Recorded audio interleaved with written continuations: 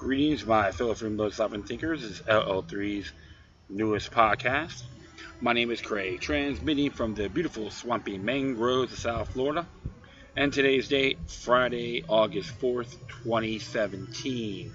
Yeah, I have reviewed my last episode earlier today, and I had some technical difficulties, and I wasn't really pleased in how it came out because there's too much. I see the music in the background for the place I was recording was overpowering the voice, and it wouldn't be fair to my fellow listeners. And I do apologize for those technical difficulties. However, I'm trying to make it up, which I'm going to be doing. And mainly, what I'm going to be focusing on is the policing for profit, so which is Jeff Sessions and company's civil asset forfeiture program, which is very insulting to have the federal government supersede on states' jurisdictions. So he thinks the encroachment way is the right thing to anyone that is innocent. So the police can take your money and other property, and you have to prove your innocence. If Jeff Sessions, I've just got one question for him. Are you going senile? What would Jesus say? You claim to be a Christian and nothing more than a pure hypocrite as far as I'm concerned, based on this article and other stuff in here as well. So it'll be mainly focusing on that. So it'll probably be like maybe a little over half hour, maybe 40 minutes at tops. I could, depends how much I'm going to ramble. But it is Friday, early Friday morning. I'm at along the New River of Fort Lauderdale. A lot better than the music earlier today. And I love CJ's Java Lounge, don't get me wrong. I just got to get the right equipment to enhance my show, recording wise to be exact. So instead of, ranting, I will just say before I proceed, I'd like to send my condolences to the family and friends of Mike Hurley, who used to be in a band called Tension, was a real good fellow. And it's a shame he's young, that passes that quick. He died like a week ago. Plus Jim Mars, who was a fantastic researcher, investigative journalist from Texas, passed a couple days ago. And the man made a lot of impact. Just type in Jim Mars, check out his books, Ruled by Secrecy and The Fourth Reich, just to give you a couple of examples. The man was brilliant, and he did a college course on the Kennedy assassination that made impact on people to get them thinking a lot broader what the government and the mainstream news, Operation Mockingbird, right, try to counter that. So I always pay homage to that gentleman as well, and to you too. May your souls remain forever free, and anyone else that passed, give them a toast out of eternal homage. Okay, so with further ado, let's just start by checking out on newsbuds.com, which is entitled Policing for Profit, Jeff Sessions and Co.'s Thinly Veiled Plot to Rob Us Blind. This is by John W. Whitehead, who is the constitutional attorney and runs the Rutherford Institute. Alright, just check that out. Real good stuff. And it says here, great quote: laws are no longer made by rational process of public discussion. They are made by a process of blackmail and intimidation. They are executed in the same manner. The typical lawmaker of today is a man wholly devoid of principle, a mere counter in the grotesque and knavish game. If the right pressure could be applied to him, he would be cheerfully in favor of polygamy, astrology, or cannibalism. It is the aim of the Bill of Rights, if it has any remaining aim at all, to curb such prehensible gentry. Its function is to set a limitation upon their power to harry and oppress us to their own private profit, that was a quote from H.L. Mencken. And as it reads here, Jeff Sessions, the nation's top law enforcement official, will not recognize the Constitution if he ran and smacked into it. Whether the head of the Trump administration's Justice Department enjoys being an architect of a police state or is just painfully, criminally clueless, Sessions has done a great job thus far of sidestepping the Constitution at every turn. Most recently, the guise of fighting crime, Sessions give police the green light to rob, pilfer, steal, thief, swipe, prolian, filch, and liberate American taxpayers even more of their hard-earned valuables, especially if it's happened to be a significant amounts of cash, using any means fair or foul. In this case, the foul method favored by Sessions and Company is civil asset forfeiture, which allows police and prosecutors to seize your car or other property and sell it and use the proceeds to fund agency budgets, all without so much as charging you with a crime. So they can assume they can do whatever they want because they were a confounded badge. Alright? Under a federal equitable sharing program, police turn asset forfeiture cases over to federal agents who process seizures and then return 8% of the proceeds to the police. In Michigan, police actually get to keep up to 100% of forfeited property. The incentive-driven excuse for stealing from the citizenry is more accurate as referred to as policing for profit or theft by cop. Despite the fact that 8% of these asset forfeiture cases result in no charge against the property owner, challenging these takings in court can cost the owner more than the value of the confiscated property itself. As a result, most property owners either give up the fight or chalk the confiscation up to the government corruption, leaving the police and other government officials to reap the benefits because they're pieces of fucking garbage. Oh, excuse my language, shouldn't be saying that, but I get a little bit irate when I read stuff like this, okay? And I'm sorry about that, my friends. And boy, do they reap the benefits. Police agencies have used their ill-gotten gains to buy guns, armored cars, electronic surveillance gear, reports the Washington Post. They have also spent on luxury vehicles, travel, and a clown named Sparkles. Incredibly, these asset forfeiture scams have become so profitable for the government that, according to the Washington Post, in 2014, law enforcement took more stuff from people than burglars did. As the Post notes, the Treasury and Justice Departments deposited more than $5 billion into their respective asset forfeiture funds. That same year, the FBI reports that burglary losses topped out at $3.5 billion. In 2015, the federal government seized nearly $2.6 billion worth of airplanes, houses, cash, jewelry, and other items under the guise of the civil asset forfeiture. According to USA Today, anecdotal evidence suggests that allowing departments to keep forfeiture proceeds may tempt them to use these funds unwisely. For example, consider a 2015 scandal in Romulus, Michigan, where police officers used funds forfeited from illicit drugs and prostitution stings to pay for illicit drugs and prostitutes. Hypocrites got the Jim Jones Rodeo Doll syndrome, right? Memo to the rest of my fellow indentured servants who are living through this dark era of government corruption, incompetence, and general ineptitude. This is not how justice in America is supposed to work. We are now ruled by a government so consumed with squeezing every last penny out of the population that they are completely unconcerned if essential freedoms are trampled in the process. Our freedoms aren't just being trampled, however, they are being eviscerated. At every turn, we the people are getting swindled, cheated, conned, robbed, raided, pickpocketed, mugged, deceived, defrauded, double-crossed, and fleeced by governmental and corporate shareholders of the public American police state to make a profit at taxpayer expense. Americans no longer have to be guilty to be stripped of their property rights and liberties. All you have to be is in the possession of something the government wants. And if you happen to have something the government wants badly enough, trust me, their agents will go into any lengths to get it. If you start beating their heads into a wall, then they call you a criminal. But if they do it, they're so special. That's right to us, to the corrupted ones in there. Okay, I'll just leave it at that. If the government can arbitrarily freeze, seize, or lay claims to your property, money, land, or possessions, under government asset forfeiture schemes, you have no true rights. Here's how the whole ugly business works in a nutshell. First, government agents, usually the police, use broad array of tactics of profile, identity, target, and arrange to encounter in a traffic stop or on a train, in an airport, in public or on private property, those individuals who might be traveling with significant amount of cash or possess property of value.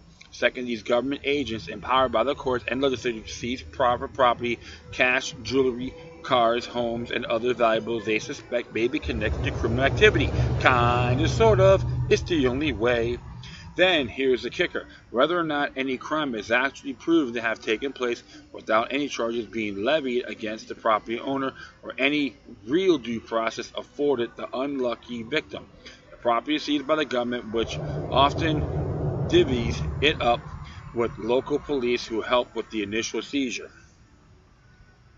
In Kafkaesque turn of the screw, the burden of proof falls on the unfortunate citizenry who must mount a long, complicated, expensive legal campaign to prove their innocence in order to persuade the government that it should return the funds they stole. Not surprisingly, very few funds ever get returned.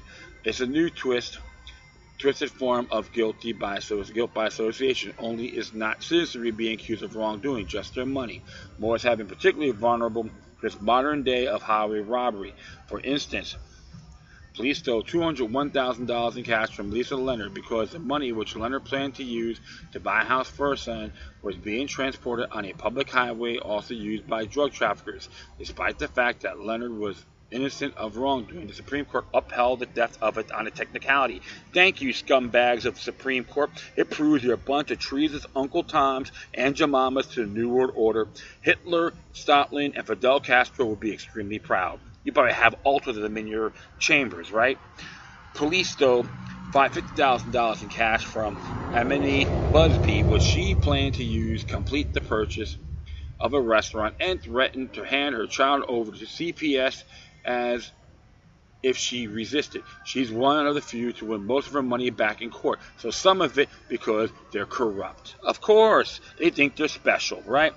Police stole $22,000 in cash from Jerome Chetnam, which he planned to use as a down payment on a home, simply because a drug dog had alerted the police to his presence in his car. After challenging the seizure in court, Chetnam eventually succeeded, having most of his money returned, although the state refused to compensate him for his legal and travel expenses. Thank you for being scumbags. Exactly.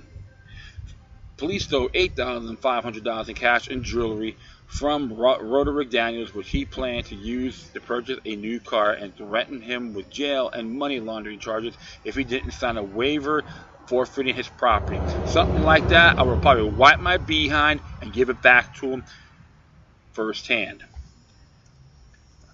Police stole $6,000 in cash from Jennifer Boatwright and Ron Henderson, and threatened to turn the young children over to Child Protective Services if they resisted. See, these guys here should be locked up, shackled, and be, if guilty, be thrown in the general public. At least see how far they survive. It wouldn't be pretty for them, right? It'll be blamed themselves. Tenaha, Texas is a particular hotbed highway of forfeiture activity, so much that police officers keep pre-signed and pre-notarized documents on hand so they can fill in what property they are seizing. Yes, rubber stamping, so manly of them. It's called the lazy-ass way. As Huffington Post explains, these police forfeiture operations have become little more than criminal shakedowns. Police in some jurisdictions have run forfeiture operations that will be difficult to distinguish from criminal shakedowns. Police can pull motorists over, find some amount of cash or other property of value, claim some vague connection to illegal drug activity, and then present the motorist with the choice. If they hand over the property, they can be on their way. Otherwise, they face arrest, seizure of property, a drug charge, a probable night in jail, and hassle of multiple return trips to the state or city where they were pulled over, and the cost of hiring a lawyer to fight both the seizure and the criminal charge. It isn't hard to see why even an innocent motorist would opt to simply hand over the cash and move on. You know what I say? There's nothing more than deputies of Nottingham. They probably have an elastic doll of some fascist piece of crap like Alexander Hamilton, you know? I know I'm getting a little bit ticked off on this, but bear with me, folks, all right? Unsurprisingly, these asset forfeiture scams have become so profitable for the government that they have expanded their reach beyond the nation's highways. According to USA Today, the U.S. Department of Justice received $2.01 billion in forfeited items in 2013, and since 2008, local and state enforcement nationwide raked in some $3 billion in forfeitures through a federal equitable sharing program. How astute of them, right? So it's not just drivers who have to worry about getting the shakedown. Any American unwise enough to travel with cash is fair game for the government pickpockets. In fact, the DE and the Drug Enforcement Administration has been colluding with the Transportation Security Administration and local police departments to seize a fortune in cash from American travelers using their very tools, scanners, spies, and surveillance devices they claim were necessary to catch terrorists. Mind you, TSA agents already have a reputation for stealing from travelers, but clearly the government is not concerned about protecting the citizenry from its own wolfish tendencies. No, the government bureaucrats aren't looking to catch criminals. If so, they should be arresting themselves. Yeah, Jeff Sessions, turn yourself in. They're just out to rob you of your cold hard cash. Think about it for a moment. You pay a hefty fee just to be able to walk free. It's called income tax. As former presidential candidate Ron Paul recognizes, the founding fathers never attended a nation where citizens would pay nearly half of everything they earn to the government. And if you refuse to pay any of the so-called income tax, you'll be severely fined and or arrested or put in jail. That's why, folks, jury nullification is the key. Stop being a bunch of cowards. I'm not going to go to jury duty. You know, wasn't he saying that? Please, I want the system to tread on me. I want to be a doormat. I want to be a goody two shoes to the state. That's what you're saying. One more thing. You don't really own your property. That is your house or your land. Even when you pay off the mortgage, if you fail to pay your property taxes, government agents will evict you and take your home. Remember this, folks, in your state constitution as well, property taxes are considered unconstitutional because they say owning the property is a right, not a privilege. It's time to fight back with these cockroaches. This is not freedom. There is a time in our history where our forebears said enough is enough and stopped paying taxes, a pittance compared to what we are forced to shell out in taxes today. To what they consider an illegitimate government, they stood their ground and refused to support a system that was slowly choking out any attempts at self-governance, and which refused to be held accountable for its crimes against the people. The resistance sowed the seeds for the revolution that would follow. Unfortunately, in the 200 plus years since we established our own government, we've let the corporate elite and number-crunching bureaucrats pilfer our bank accounts to such an extent that we're back where we started. Once again, we've got a despotic regime with an imperial ruler doing as it pleases. But what if we didn't just pull out our pocketbooks and pony up to the federal government's outrageous demand for more money? What if we didn't just line up to drop our hand-earned dollars into the corporate collection bucket? No questions asked about how it will be spent. That's the question. What if, instead of meekly tolerating the government's ongoing efforts to rob us blind, we did something about it? As I make it clear in my book, Battlefield America, The War on the American People, if the government can just take from you what they want, when they want, and then use it however they want, you can't claim to be anything more than a serf in a land and they think as of theirs. It's up to we the people to demand reform. These injustices will continue as long as it remains silent. As American journalist H.L. Mencken observed, the American of today, in fact, probably enjoys less personal liberty than any other man of Christendom.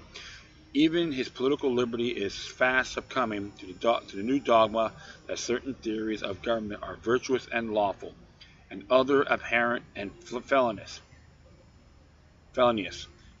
Laws limiting the radius of his free activity multiply year by year. It is now practically impossible for him to exhibit anything in describable as genuine individuality, either in action or in thought, without running afoul of some harsh and unintelligible penalty.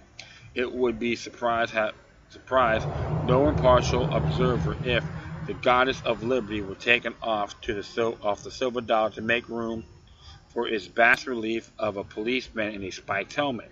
Moreover, this gradual and of late rapidly progressive decay of freedom goes almost without challenge. The American has grown so accustomed to the denial of his constitutional rights and to the minute regulation of his conduct by swarms of spies, letter openers, informers, and agents provocateurs that he no longer makes any serious protest.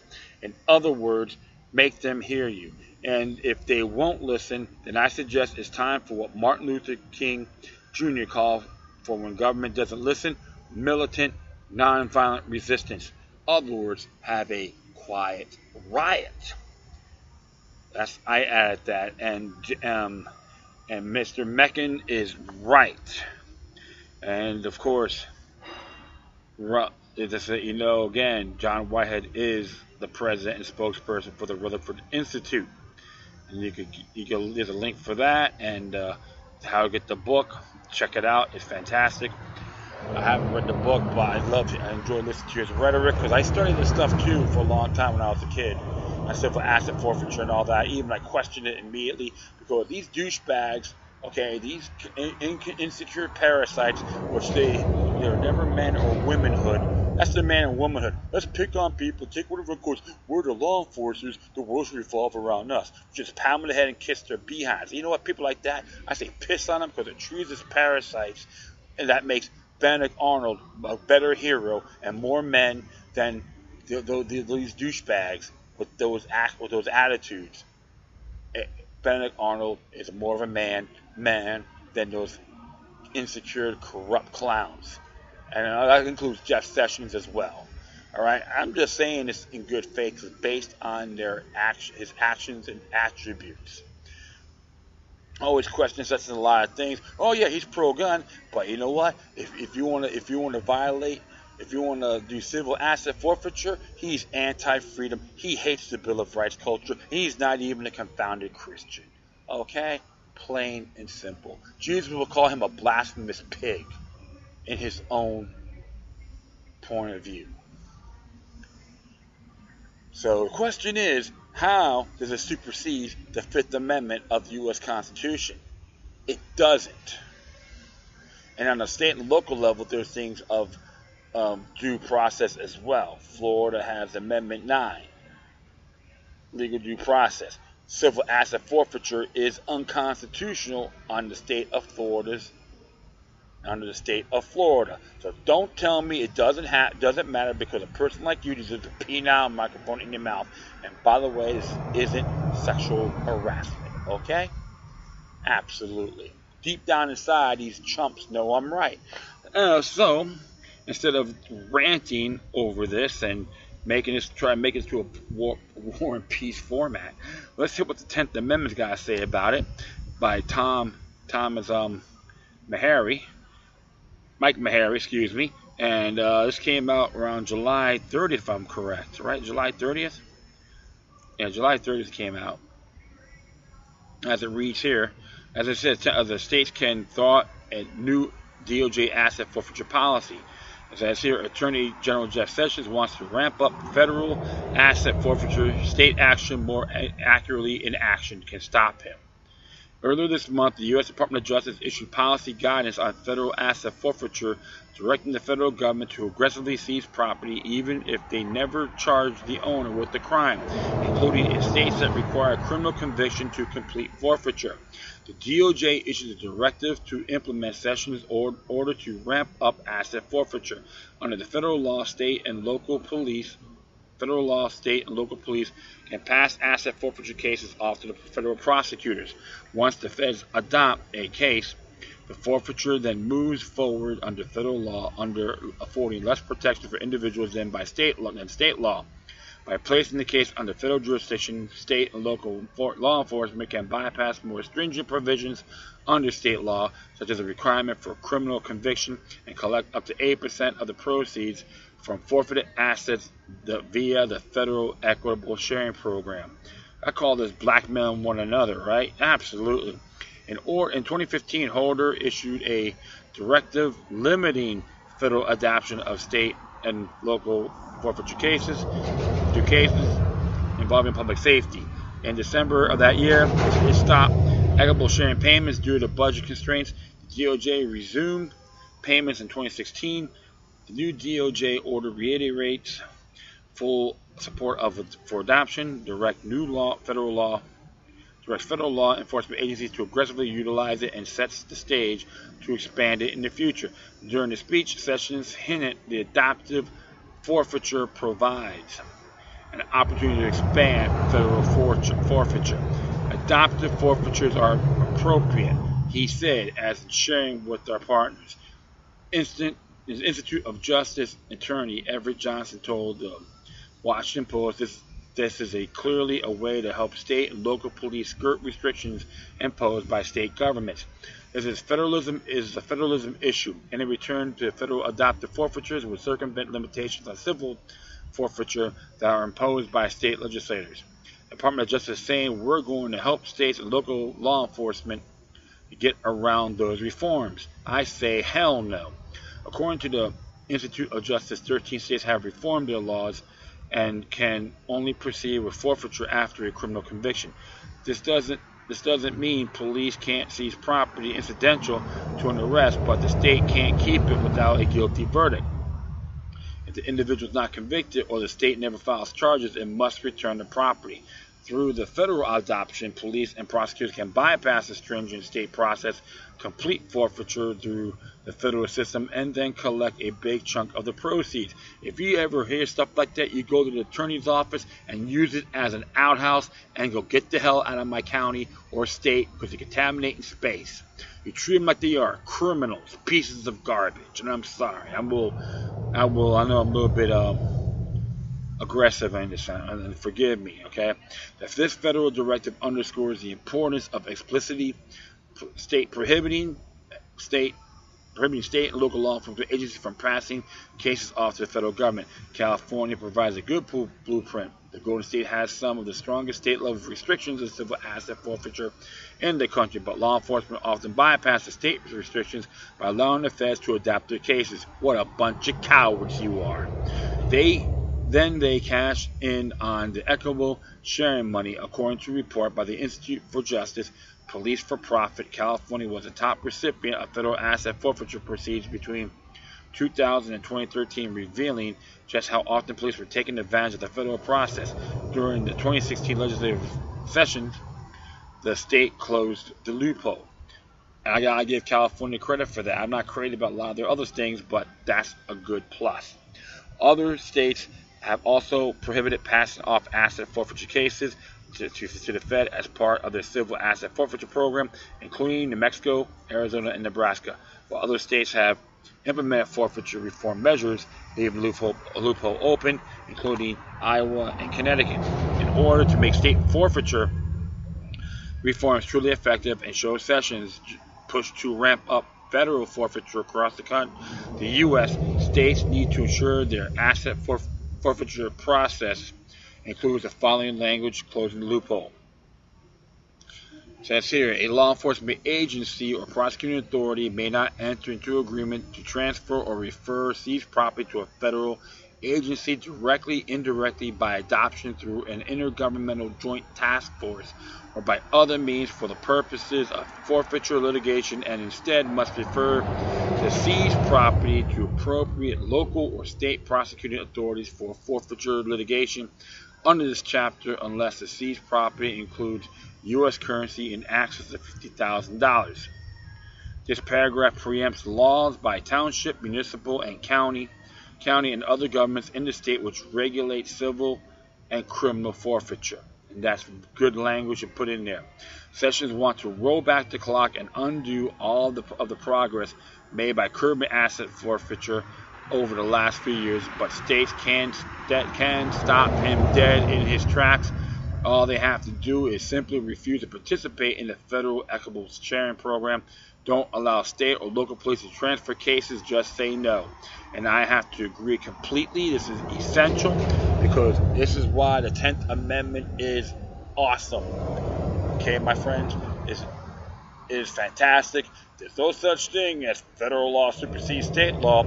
If it's unconstitutional, it's null and void. So you know what? To all those people that support this equitable program, you can take it, shove it up your rear end, and flush it down the toilet. All right? I know I'm being a little bit too detailed, and forgive me on that. Probably folks might be laughing. It's just the principle of the matter, my friend, because it can happen to any of us, and they think we can't do anything about it. That's a bunch of crap, because this is why we can. Things are making waves, and they're going crazy. Looks like Jeff Sessions and his little cohorts like, oh my goodness, we're not going to make the money we had before. Give me sympathy, opus wine. Absolutely. This is how pathetic this agenda is. It's unacceptable, and I call it treasonous as well. All right. So what I'm going to be doing is adding, once again, Printz versus the United States in the Supreme Court Justice decision, what they say about encroachment on the federal government encroaching on the state's jurisdiction is unacceptable. It's based on the Brady Act, which did violate the 10th Amendment, and that was a cornerstone to reactivate the states' rights and reserve the states and the people. So it is important to know about these things. Knowledge is freedom. Ignorance is enslavement. Okay, my friends? That's all I'm going to be talking about. I thank everyone for listening. Plus, feel free to download and share throughout your social media networks. If you have any questions, comments, or you want to send me something that's interesting, whatever you do, please address your correspondence with the court. Okay? And I'm trying to find out where my stuff is. Right here. You can contact me on Facebook, Twitter, Google+, Breaker, iHeartRadio, Tumblr, YouTube, Freedoms Network, Scene.life, Minds.com, FutureNet.club, Patreon.com/LuckyLuck3 with 3 eyes if you want to donate money and all that. Be a supporter. In addition, you can email me at LuckyLuck3@gmail.com or the encrypted ones, LuckyLuck03@ProtonMail.com. All right, my friends, that's pretty cool. I'm glad that I was itching to get this area revised. And like I said, I apologize for the last episode. And if I'm not proceeding, still keep it handy. You can look up the links. I have everything to back up my views on. Okay. So once again, thank you for your time. Because always remember that the demoniac resistance is healthy for the soul and can liberate humanity. Until next time, take care of yourselves. Keep on spreading love, and may your guardian spirits be with you.